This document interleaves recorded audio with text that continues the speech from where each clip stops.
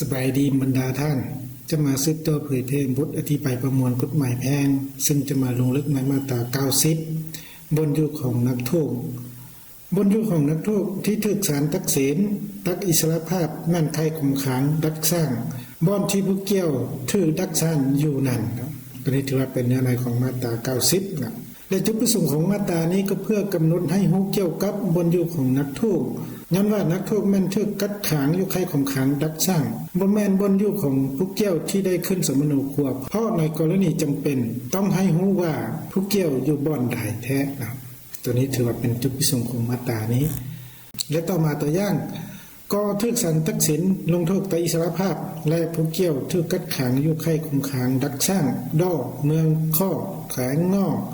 บนอยู่ของก่อแม่นอยู่ไขข่มขังดักสร้างดอนั่นนะอันนี้ถือว่าเป็นตัวอย่างสนานการเผยแพร่มาตรา90มาวันนี้ก็ได้สิ้นสุดลงเพียงเท่านี้นะขอบใจ